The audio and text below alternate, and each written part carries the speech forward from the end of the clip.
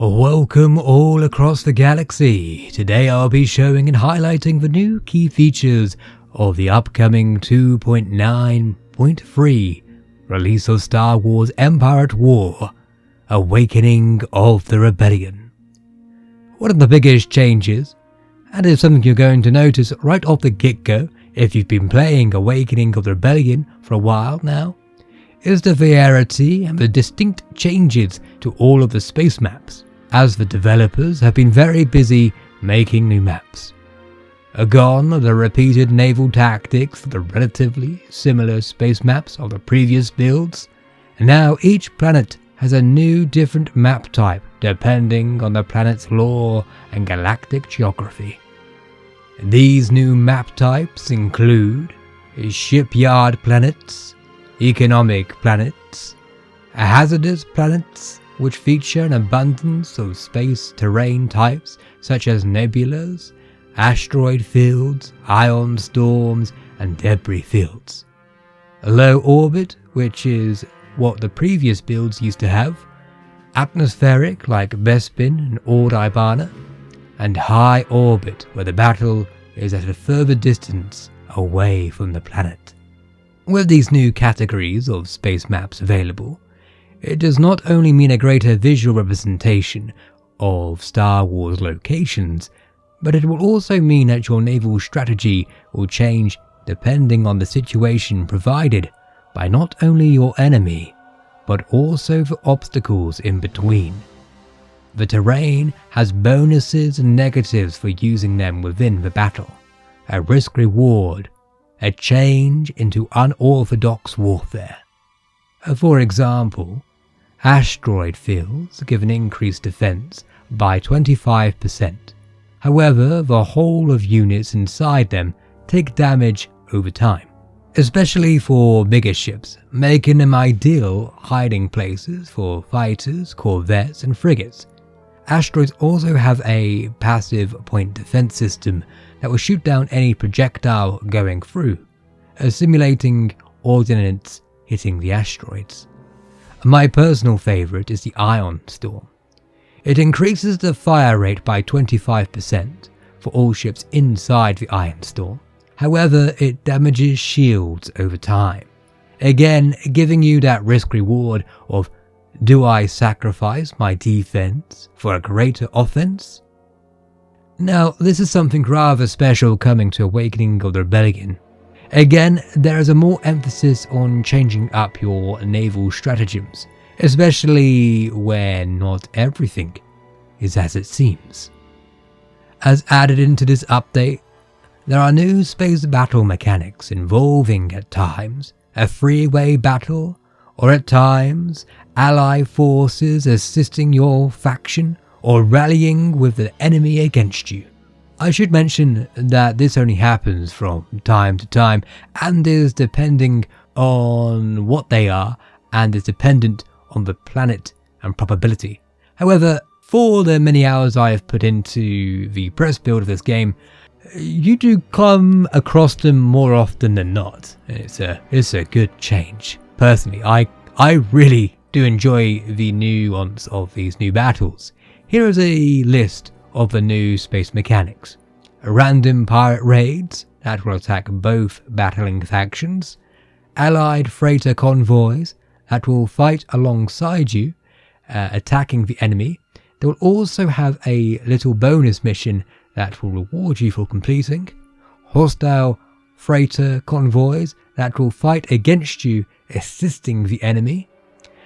And an old favourite mechanic reintroduced onto some of the maps, build pads and a variety of capturable structures. These capturable structures are not only just turrets, abandoned shipyards, but also abandoned units. For example, what I'm showing right now is the shipyard map of Jaeger Minor. As you can see, the shipyards are scattered throughout this map. It's a very big map as well. But as you can see, there are dreadnoughts parked here in the dry docks. And what you can do, if you're able to get to the dreadnoughts first, you can have them assist you and they will be on your side. Again, if the enemy gets to the dreadnoughts first, they will be theirs. It's a nice, it encourages you to explore the map. And I found it very useful to really go strong on scouting at first, especially if you're the Rebellion. Using the long probe scouting ships is a must, because you might be in situations where you might find out that there is a minor pirate faction in the map, and so if you can figure out where they are, you can kind of plan ahead of where to put your fleet. Try and position it to have it or goad them into fighting the enemy rather than yourself. The worst thing you can do, and this happened quite early in my first playthrough of the press build, is that I didn't know there was pirates on the map until I did an Ozzel where my overconfidence was my downfall, and I moved too quickly into this pincer between the Asteroid Fields, and as I was about to go into the rebel bases area. However, as I was fighting the rebels in front of me, behind me from the western side came these Corona fighters from the minor pirate faction. And I would have been able to have dealt with the rebels fine, but with the pirate raid from behind, I was absolutely screwed. It was it got me, and I deserve that.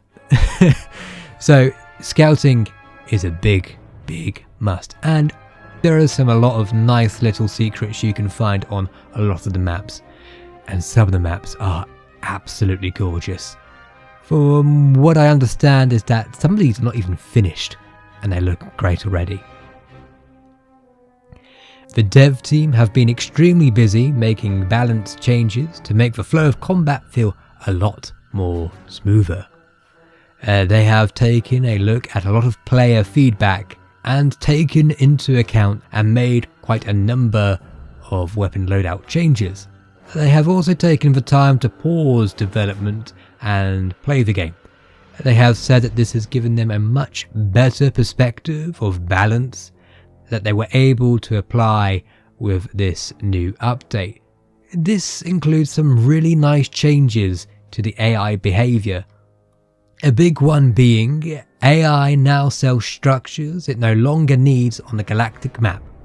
For example, the AI will scrap its defences on backline worlds and focus their defences on frontline worlds, and vice versa for production, meaning that the enemy and the galactic map feels more dynamic as the galaxy is constantly reacting to you and the ever-changing front lines. The AI is also now much better, with micromanaging its fighters and gunships, making them more reactive when it comes to the new space mechanics with terrain and opposing forces. And of course, yourself. When the AI sends reinforcements in space, they now do so behind their front line to avoid their reinforcements being shot down straight out of the gate when they come out of hyperspace. Just a little tweak to make logical sense for the AI and for the battle themselves. They also now perform hit and run attacks with destroyers, so they're a little bit more deadly than just using their fighters or frigates. Now here is another feature: AI techs up more efficiently. It will also not try and tech up right away, giving the player some breathing room, which is a good change, quite honestly.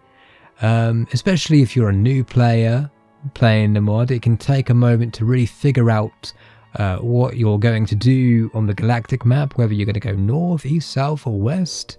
Sure, you can still be attacked quite quickly, but having the AI change to develop their tech a little bit later on rather quickly while you're still on tech 0 because you've had a few unfortunate moments or have just spent your money wrongly. This I do think is a good change, but the biggest reason why this has been implemented as there has been a massive overhaul in how the space tech system works.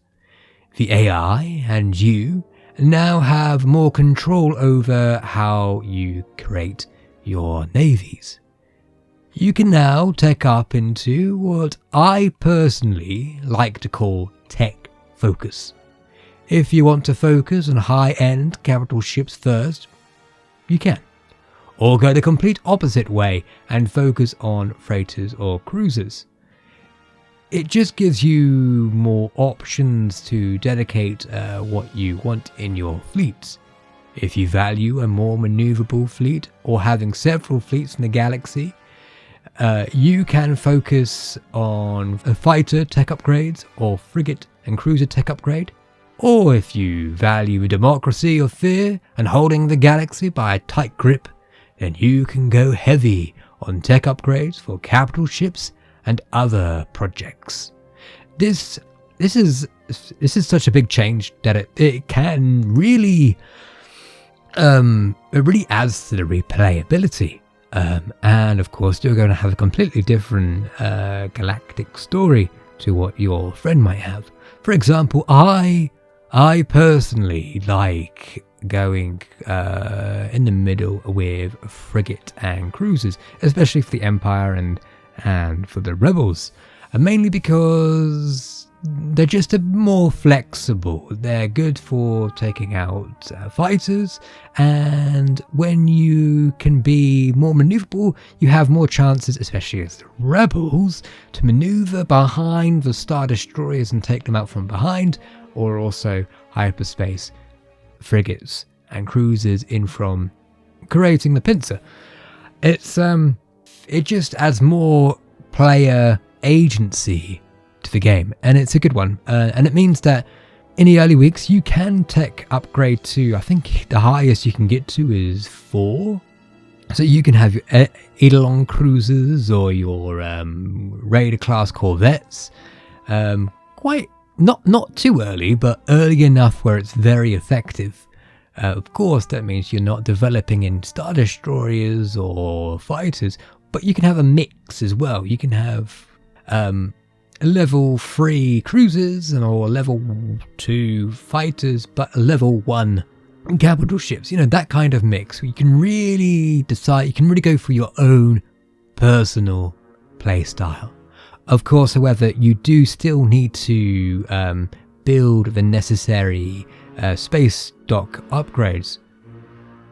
With all of these new improvements, this has also changed the rebalancing of the in-battle space popcap. Currently, in the previous public build, as the player and the AI research more advanced ships, they hit that ceiling of high popcap. This makes battles with late game units feel much smaller than the dev team wanted them to be. So they have reworked the ship popcap so they can be within a certain range. A ship's popcap value is decided by how strong it is and how quickly you can research it. This allows Awakening of the Rebellion to keep the scale of combat the same, whether you are in the early game or late game, keeping that high intensity and bringing a better feeling of tech progression and giving a grander sense that the galactic civil war is at this constant high as the factions continue battling for control. Now this video has really been a broad look at this update, giving you the bullet points and telling you what's coming in this update. At this moment, there is no official release date for the update, but once I know, I will definitely let you know. So until next time, may the Emperor's blessing bestow upon you.